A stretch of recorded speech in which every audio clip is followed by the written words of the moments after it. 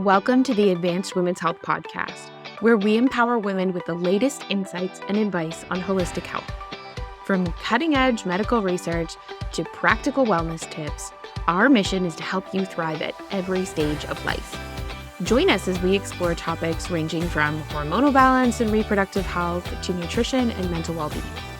Whether you're seeking solutions for a specific health concern or simply want to enhance your overall wellness, you're in the right place. Let's embark on this journey to better health together. This is the Advanced Women's Health Podcast. Before we dive into today's episode, I wanted to let you know about some exciting things we have been working on at Advanced Women's Health. So we don't aim to just be excellent at appointments and excellent with the care we give to patients in terms of the protocol, but our goal is cross-clinic excellence. We want to ensure that you are getting the most wonderful onboarding experience, that you feel supported, and that fundamentally you actually are going to implement your plan. We talk about health being a lifestyle, and it is, right? It is something that needs to be modified or shifted. We need to think about things differently. We need to understand our bodies differently. We need to have those education-based aha moments or those community-based aha moments to be able to action what we know to be true and what we know we need to do.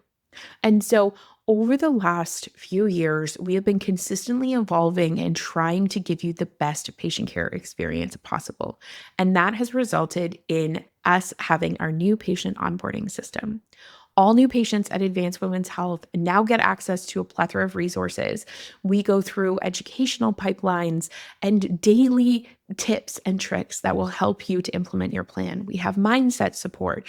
We have onboarding coordinators that are there to create community and hold your hand in live QA calls. We offer meal templates and meal plan structures, exercise videos and programs, community challenges, and so much more.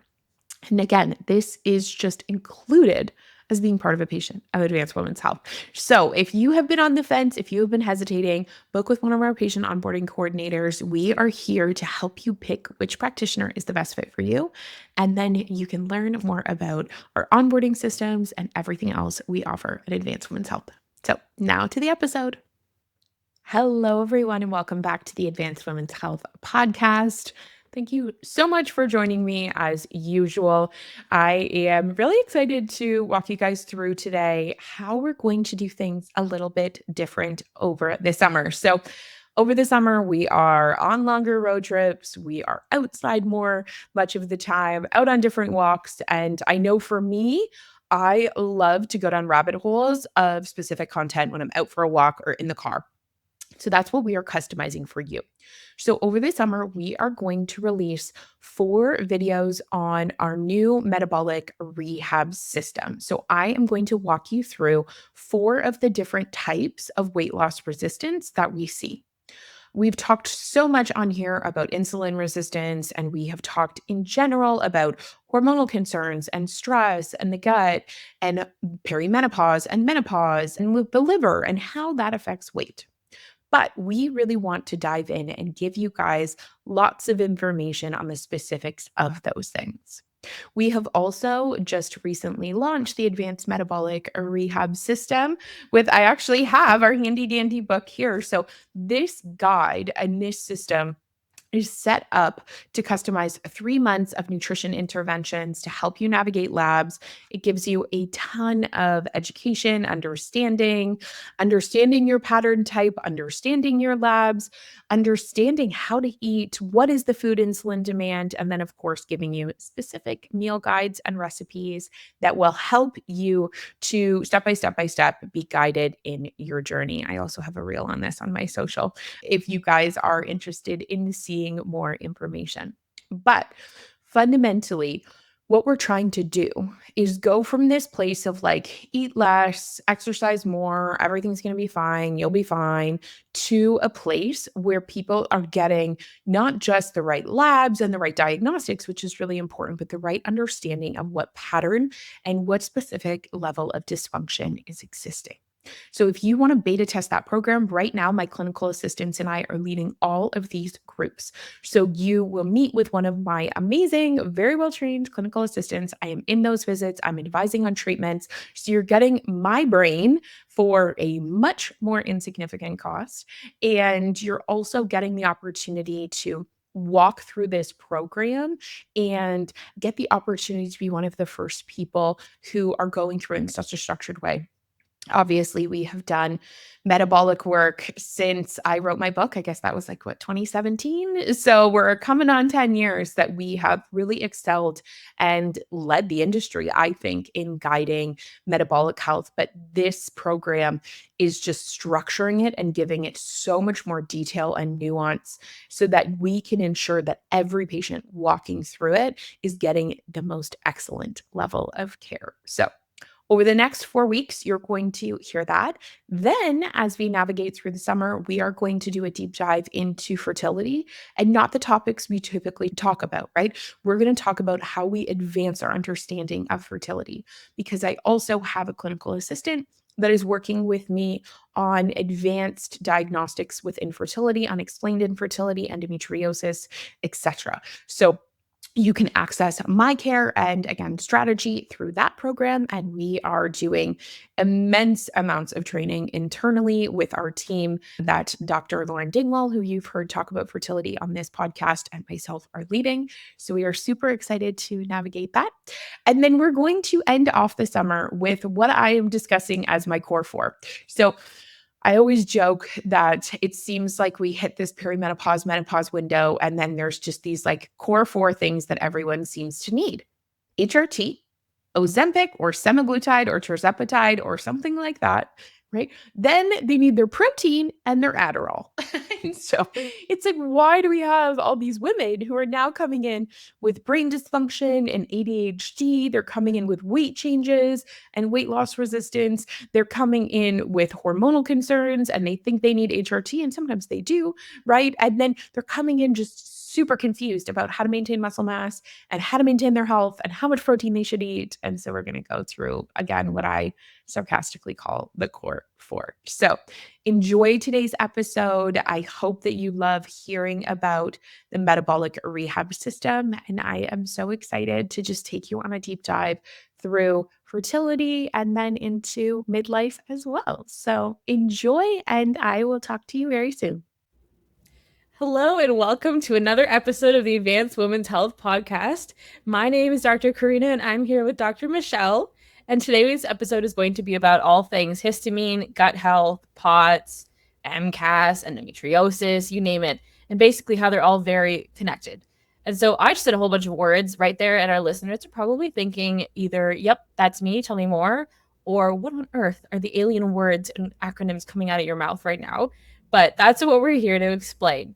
And so the reason we wanted to dive into this today is that we are seeing these conditions come into the office more and more and more, and it's never just one of them, right? Patients are often coming in with elements of at least two or more of these conditions because they're so connected in a variety of ways, right? They're coming in with terrible period pains, dizziness, cyclical headaches, nausea, reacting to random foods that they were totally fine with yesterday, bloated, palpitations, just this mixture of symptoms where it seems like something's going wrong in so many different systems that we can't piece together. Or you've been diagnosed with endo, you've been diagnosed with MCAS, and you're treating them all separately. You're seeing an allergist, you're seeing a rheumatologist, you're seeing a gynecologist, right? But what we don't realize is that these conditions often overlap. And some of the common threads that might involve histamine, mast cells, the gut, chronic inflammation, blood sugar, all those pillars that we love to talk about at our advanced women's health clinics. And so one of those core elements that we want to chat about more today is histamine. And now Michelle talked about histamine way back when in one of the first episodes. I think it was actually episode 3. And by the time you're listening to this, we're on episode 80 something, right? Which is wild. But clearly, histamine isn't a fad, and it's something that keeps showing up clinically, especially in women dealing with these complex chronic symptoms. And so, Michelle, let's start at the beginning. When most people hear the word histamine, what are they thinking? What are we talking about? And let's dive into that. 100%. So it's so funny. That was podcast episode number 3. I've been a nerd for histamine from the beginning. But essentially, what histamine is, for anybody who hasn't tuned into the original episode, histamine is an inflammatory messenger. So essentially, we have these cells, they're called mast cells, and they can contain one of many inflammatory messengers, one being histamine, others, nameless others that are contained in those cells. And essentially, most people are familiar with histamine in the context of like allergies, right? You take an antihistamine when you have an allergic reaction. And so essentially what happens is when you have these mast cells, they basically go around and they're scanning for anything that might be seemingly dangerous, right? The body is just looking for, is there any changes in pressure, any changes in pH, any changes in inflammation? But like basically, is there anything that seems to be off from what we call homeostasis or like our baseline safety? And when we have any changes from that place, they just kind of like spit up and blow out all of these inflammatory messengers to be like, here, you're welcome. We're going to go ahead and set off the army to neutralize infection or whatever we deem to be problematic. And so histamine is important because it does help for a variety of things. But when it starts to be overreactive, when we see those mast cells degranulating or again spitting out their insides and creating this inflammatory chaos inappropriately or in a hypersensitive kind of way, that's when we start to see problems. And so histamine is going to play a role in a variety of systems. And so we know it plays a role in the sleep wake cycle. That's why when you take an antihistamine, it could cause drowsiness or insomnia. It also plays a role in our stomach acid production. We have histamine receptors in our stomach that play a role in acid production. They play a role in a variety of systems in the body. And so histamine is going to be really important for all of those things. But like we talked about, any kind of changes are going to create them to react. And what's really important to note in all of this is that an antihistamine is just blocking that one inflammatory messenger. All of those other things, all of those other cytokines that are in there that are creating inflammation as well, we don't necessarily have a blocker for each one of those individually.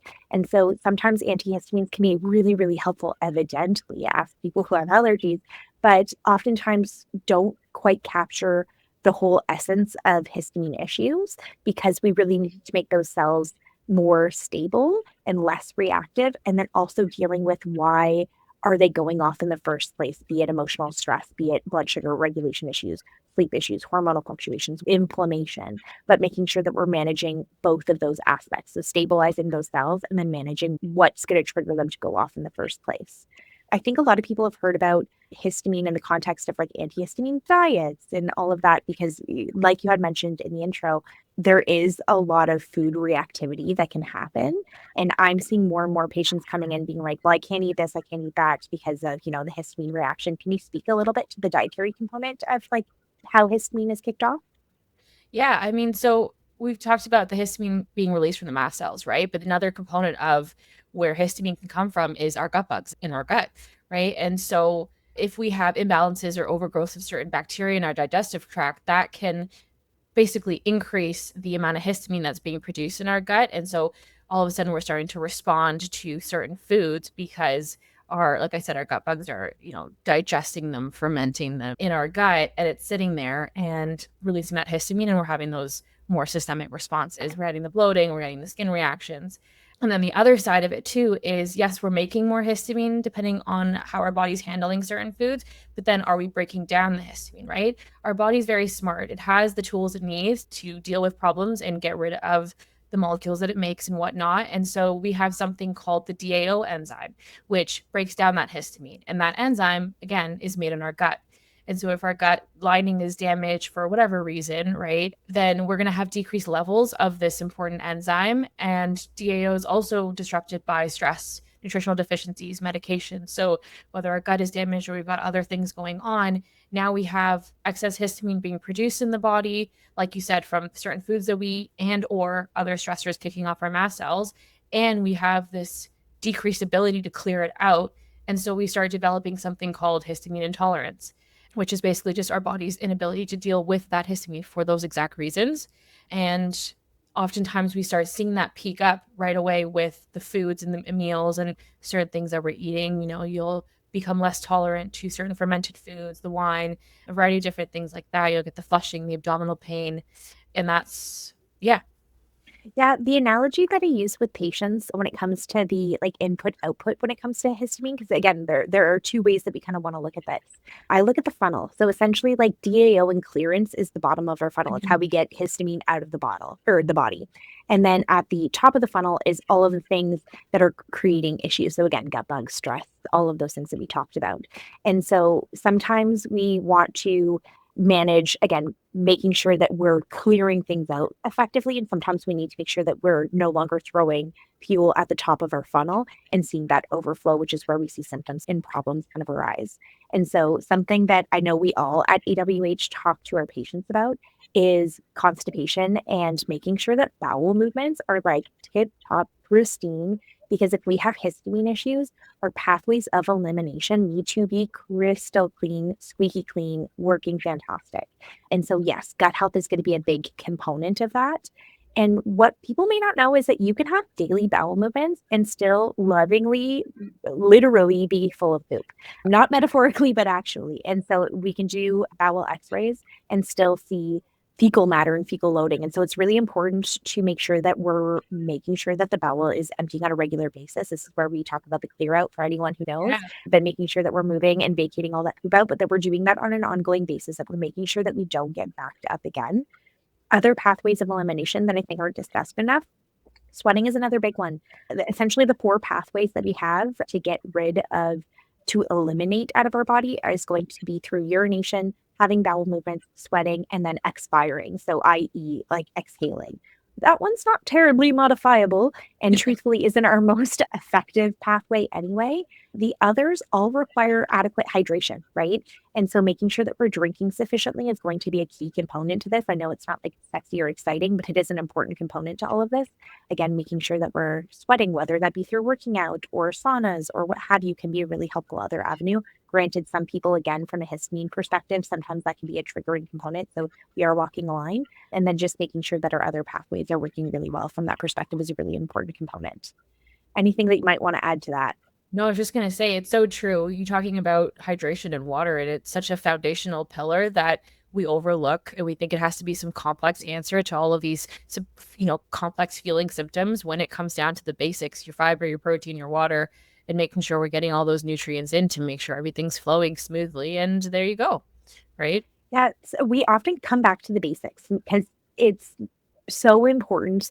We can't out supplement a bad diet. We can't out supplement like a bad lifestyle. And again, does it need to be perfect? No, but there does need to be some element of stability in those places in order for everything else to be great. Because you could be taking the world's best antihistamine protocol, all the Corsten, all the resveratrol, all of the stabilizing medications. But if we're stressed to the high heavens, if we're eating really poorly, if you're not pooping, it doesn't matter, right? And so making sure that those pathways are working really well is super important. So with that said, walk us through one of your favorite kind of conditions where you find that histamine is interacting. I know that I have a couple, but what might be your favorite kind of histamine intersecting condition and how it plays a role in that? Yeah, totally. I think one of the biggest ones that walk into the office is endometriosis, right? People come in and they're complaining about period pains and heavy bleeding and cyclical headaches and all these different things, and not realizing that all these symptoms are connected. And we'll talk about it. We'll talk about the reproductive cycle. We'll talk about their history, and then I'll mention the word histamine. And like we've talked about before, their eyes will peak and they'll go, "What do you mean by histamine? I don't have seasonal allergies." But estrogen and histamine have a loop and they feed into each other, right? Estrogen triggers histamine release from the mast cells. Histamine triggers more estrogen activity. Every spike in estrogen and histamine keeps feeding that loop again and again and again. And in endometriosis, that pattern becomes even more important because in those endometrial lesions, we've got a higher density of mast cells, right? So we already have this higher load of mast cells and histamine producing cells. And then that higher estrogen that's part of endometriosis is also suppressing that DAO activity. And like you talked about, that funnel, right? Now we've got more mast cells, more histamine, less DAO activity because of the estrogen, and it's just lingering in your system longer. And then you've also got the histamine binding to receptors in the pelvic area and creating that increased sensitivity to the pain pathways. So you've got the pain that's there, absolutely, and then you're even more sensitive to it because of internal pathways going on. And then yeah, you've got the pelvic inflammation or the endo also affecting your gut and constipation and then feeding back into that loop. And so, if you look at how our hormones are fluctuating throughout our cycle, you might be experiencing that peak of symptoms right around ovulation as that estrogen peaks. And then you've got this gradual increase of symptoms throughout your luteal phase as estrogen's rising. And then you've got this crash right around your period where everything is worse because that estrogen withdrawal now is creating a systemic inflammatory response. You had progesterone, which was more of a stabilizing hormone, increasing throughout your luteal phase as well, and that disappears around your period. So that was stabilizing your mast cells, and now all of that's gone. And then you've got this period flu-like symptoms, the headaches, the hives, the digestive symptoms. And yeah, that's what women are walking in with. And we talk about the histamine piece, and it all starts coming together, right? 100%. Yeah, the premenstrual headache, the nausea, the insomnia premenstrually, like that week prior to menses, always looking for that because oftentimes people are like, I don't really know if there's a link between my symptoms and my cycle. And then I'm like, just be curious about where you are in your cycle, track your symptoms, and let's see if there's a pattern. And I would say that more often than not, there is. Again, following those peaks and valleys when we're talking about the hormonal fluctuations can definitely trigger those symptoms because the cells, again, just looking for danger and it's scanning as any of those big fluctuations as being problematic. And again, in endometriosis, knowing that it's not uncommon to see our higher levels of estrogen and that kicking off everything that kind of comes downstream. And one of the analogies that I use with patients in regards to endometriosis in general, because I find it's working better, so I'm sharing it more often, but that the abdomen is essentially like a pool. And that when you have chronic inflammation coming from gut bugs or what have you in the gut, that's kind of like peeing in your pool. Like we're getting inflammation into the pool. When you have endometrial lesions sitting on the bowel, on the uterus, on the ovaries, just anywhere in the abdomen, they're peeing in the pool. And anytime that you have pee in the pool, it doesn't stay around just the person that peed it. It kind of spreads to all corners of said pool, right? And so the more quote unquote pee, i.e., inflammation that we have in that pool, the more it irritates the other organs. And so sometimes with histamine, we can see that the bladder starts to act up, right? So interstitial cystitis is another condition where I see histamine play a big, big role. And again, interstitial cystitis, for anyone who doesn't know, can be like urgency. It really looks like UTI-like symptoms, but without infection.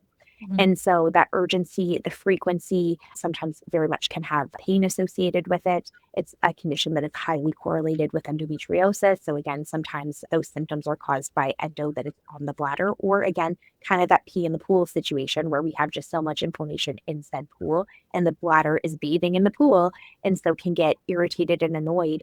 And again, all of that histamine playing a role in that. The other part that I think is really worthwhile mentioning is viruses and how they play such a big role in all of this as well. But we know that viruses can, one, really like to set up shop in the liver. And the liver has these cells called Kupffer cells, and they also play a really big role in histamine production. And so that is one area where we can see things kind of kick off. And your liver is responsible for filtering out things like estrogen and other inflammatory things and insulin and what have you. And so when the liver isn't working really well, one, because again, viruses, fatty liver, again, name an issue with the liver. If it's not working very well, then we're more likely to have increased levels of estrogen, right? We're more likely to have more inflammation kicking around, more insulin kicking around, and how that, again, adds essentially pee to our pool. And then when we're talking about viruses, again, at the level of endo, like we know that there's a relationship between those as well. So ultimately, I feel like I'm babbling. What sometimes can be challenging when it comes to discussing some of these conditions, especially when you're listening to this over the podcast, is that we're really creating a web that you're like, okay, so digestion is going to play a role in worsening endometriosis, which is going to worsen digestion, right? When digestion isn't working well, we know that 40 to 60% of our body's insulin signaling is coming from there, right? So that's going to make for problems there. And then you start to like tease all these pieces apart and you're like, well, one, they're a source of dysfunction, but also when they're dysfunctional, they impact everything else, which is why as a clinic, we really adopted this mindset of like, what are the pillars of health that are dysfunctional? And just to go over those real quick, we're talking about insulin and blood sugar. We're talking about gut and liver health. We're talking about nutrient deficiencies, oxidative stress and the ability to produce energy, nervous system dysfunction. And so really having a look at how all of those things enmesh and intertwine and identifying which ones are the biggest players in your game, because two people can present with endo or histamine intolerance or POTS or what have you, and have obviously some common denominators in terms of what's leading their pathology, but ultimately have different sources of what's going to be problematic for them. And then really being able to tease apart what are those for you, how are your symptoms intersecting, and then how do we set you up with a treatment plan that hits as many of the nails on the head with as few tools as possible to get you where you need to be going. 100%. That was beautifully said. If you're like many of our patients that are struggling with your health, then you have looked into one of many, many, many programs online. There are programs with doctors, with naturopathic doctors, with functional medicine practitioners, with nutritionists, with people who have been through what you are experiencing. There are so many options available online. But the reality is, a lot of these programs are not medically guided. When you sign up, they say right away, this is not personalized to you. This is not personalized to your labs. I can't diagnose you, which is a huge limitation. They're also very costly. Many of these programs are $2,000, $3,000, $5,000 for a 3-month program. And that leads to you, one, not getting the best standard of personalized care, and two, spending money that you may not have to. And that's where our clinically guided programming has come in place. I have wanted forever to be able to give people an educational system, a week by week guide, an exact system so that you know what you're expected to do, what you're expected to eat, and how you're expected to navigate week over week over week over week. And I have been working with my team, my clinical teams, my clinical assistant to be able to roll out structured programs for you that are in the hundreds, not thousands of dollars. We are so excited to launch our Advanced Metabolic Rehab, our fertility programming, and so much more upcoming. If you are interested in learning more about our structured and clinically guided programs, make sure you reach out to the clinics, info@advancedwomenshealth.ca. They will connect you with one of our clinical assistants and guide you through what programming might be best for you. The best thing is that these are in and above your appointment. So you are having your naturopathic visits, your acupuncture visits, and then we are layering on top a supported experience that allows you to utilize extended benefits should you have them, but that also allows you to get, again, a highly tailored medical environment. So reach out to us if you have more questions. And now back to the episode. I know we've mentioned mast cell activation syndrome. Can you walk us through a little bit about what is MCAS and what are some symptoms and signs of it? Yeah, so MCAS is kind of when we're seeing that more of a systemic response related to the mast cells, right? So the histamine tolerance is usually more related to food. We're not able to kind of digest and deal with that histamine in and around meals. But the mast cell or mast cell activation syndrome is exactly in its name. Our mast cells are getting more hyperactive and more activated, and that's leading to a syndrome or a complex of symptoms. And so they're releasing histamine and other inflammatory chemicals, like we talked about, in response to stressors, in response to viruses, in response to shifts in our blood sugar throughout the day, in response to the foods that we're eating. And then we're starting to see that systemic symptom picture. So if it's affecting your skin, you might have that flushing, the hives, the swelling, the itching. If it's affecting your gut, you might have more looser stools, diarrhea, bloating, nausea, abdominal pain. If it's affecting your brain, which we often forget about, that histamine receptors are everywhere in the body, right? So it's not just affecting those classic organs, but it can affect your brain, leading to anxiety, irritability, brain fog, sleep issues. It's affecting your heart. It can lead to dizziness, palpitations, low BP, and sometimes we see that intersect with MCAS and POTS, and we'll get into POTS in a sec. And then if it's affecting your lungs, we can see that asthma-like picture, the congestion, the wheezing, the throat tightness, right? And so oftentimes patients come in and the symptoms are just feeling so random and so overwhelming, but it really does boil down to one or two things. Yeah, a handful of things.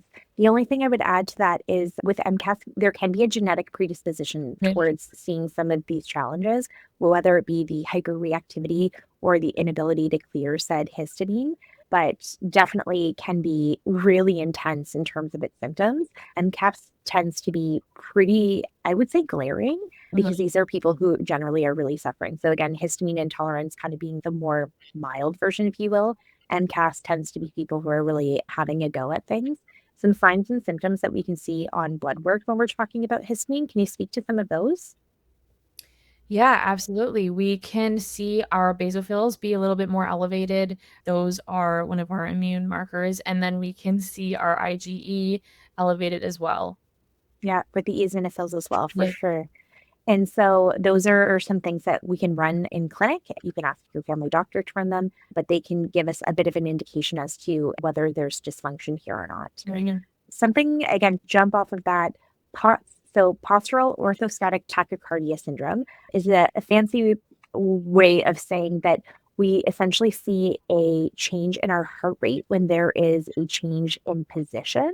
And oftentimes it can leave people feeling very dizzy, lightheaded, like they might faint or frankly faint. And again, can have a lot of those other symptoms that you previously mentioned in terms of the headaches, the digestive symptoms, the fatigue is a big one that I see with POTS, but people just generally not feeling super fantastic. The cool thing is that it's pretty easy to test to get a sense of whether POTS is an issue for you, because essentially what that test entails is that you lay down for 5 to 10 minutes at rest, no talking, and then take note of what your heart rate is doing, and then stand up and then keep tabs on what your heart rate is doing at 1 minute, 3 minutes, 5 minutes, and 10 minutes to see if there's a change in your heart rate.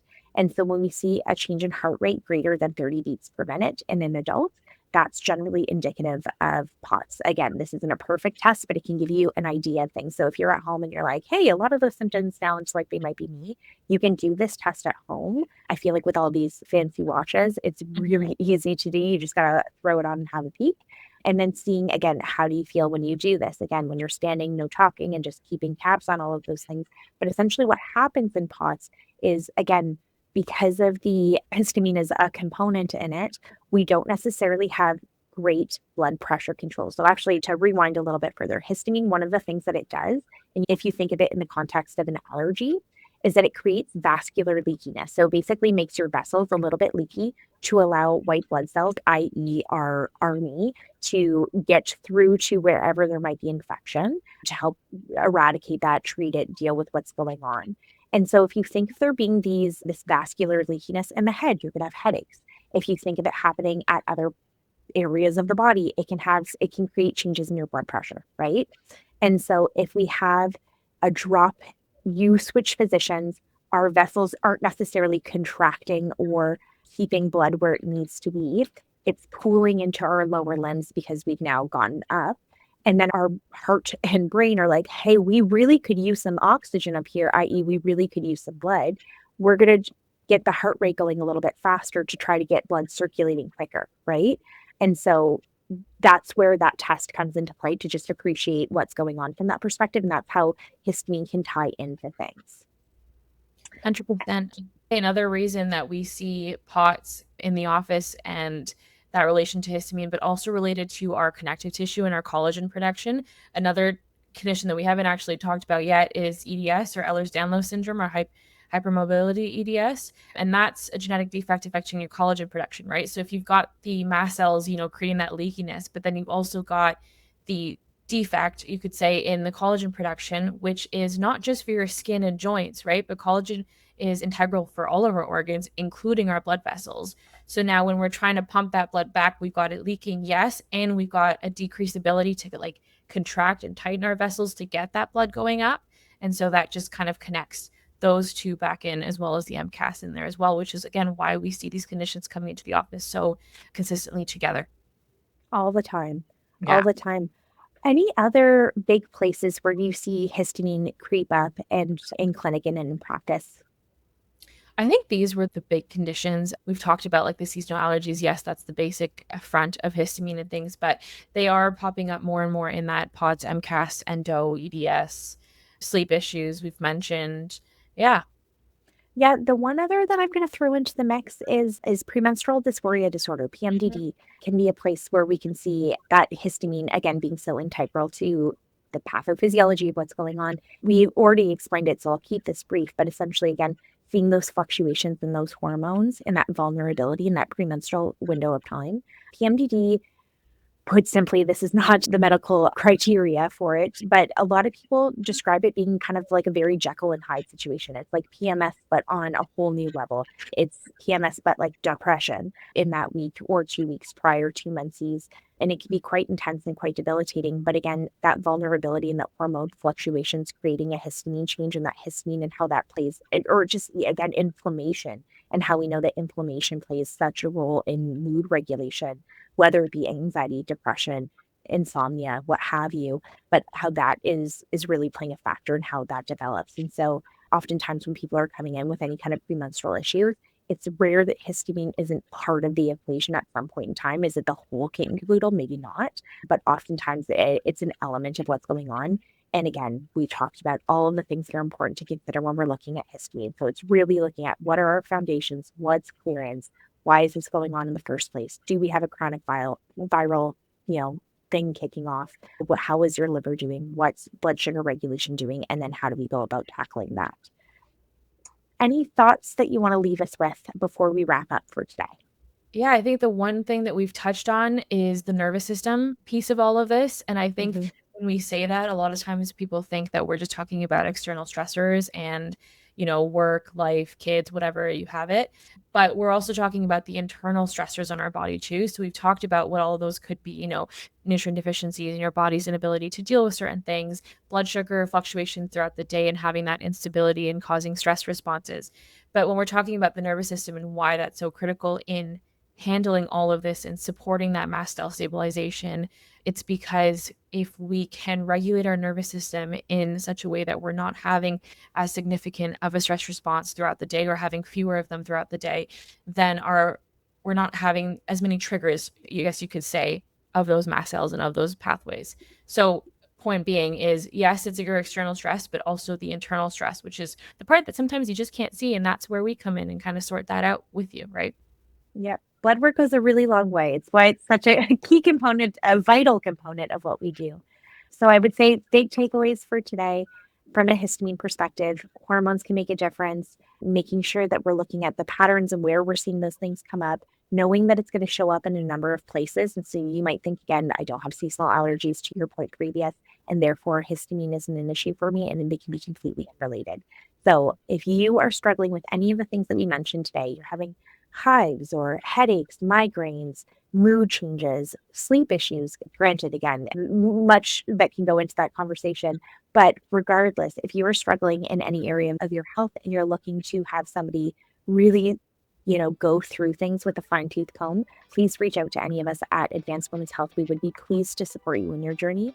Wishing you guys all a lovely day, and we'll catch you on the next episode.